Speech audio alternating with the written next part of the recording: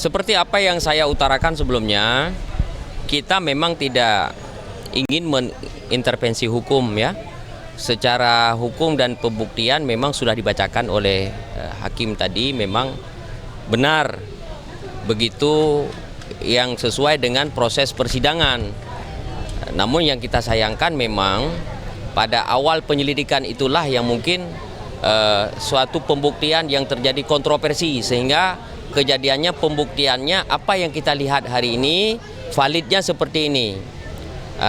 Bagi saya memang ini sudah satu peristiwa yang mungkin yang dibangun dari satu klausul pembuktian, penyelidikan dan lain sebagainya. Ini sudah kita tutup tentunya, dan saya rasa ini tidak ada masalah lagi. Yang kedua, yang belum dapat memberikan ketenangan bagi saya yaitu tentang pangkalan tersebut.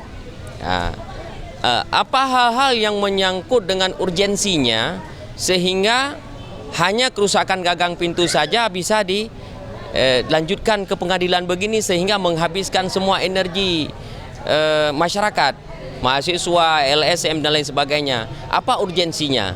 Ini tentu ada hal-hal yang melatar belakangi hal ini, dan bagi saya ada melihat kejanggalan dalam kasus ini, ya, ada melihat kejanggalan. Maka dengan ini saya nanti akan segera mungkin menyurati Kapolda untuk membuka kembali kasus ini terhadap penimbunan LPG Pangkalan, ya, LPG Pangkalan, sehingga ini biasnya telah banyak merugikan warga masyarakat dan merugikan negara.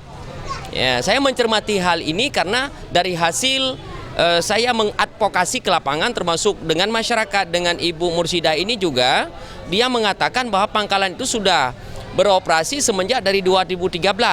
Dari 2013 sudah beroperasi. Jadi secara kalkulasinya ada 5 tahun. Jadi setelah saya kalkulasi juga, tidak kurang daripada 360 juta uang rakyat itu ditelap, dipergunakan untuk kekayaan seseorang. Nah, indikator ini disinyalir ini ada ketimpangan.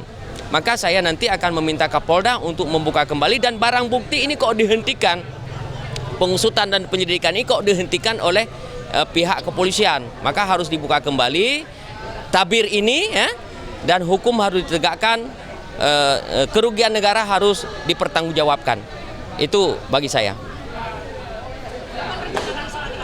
Sesegera mungkin setelah ini selesai nanti, ya, setelah masalah ini selesai, sesegera mungkin akan kita minta Kapolda untuk memberikan perhatian serius tentang hal ini.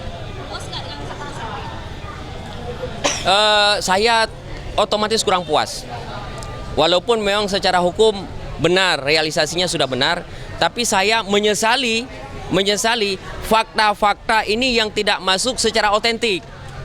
Fakta-fakta berdasarkan hasil penyelidikan awal, karena kekurangan saksi, kekurangan lain sebagainya, ibu ini keterbatasannya selaku masyarakat kecil, kemudian ya maaf cakap mungkin tingkat pendidikan yang agak sedikit di bawah. Jadi ibu ini tidak cukup memahami, sehingga pendampingan hukum pun telat diberikan. Jadi secara umum memang saya kurang puas terhadap, tapi secara hukum saya mengakui bahwa inilah yang terjadi.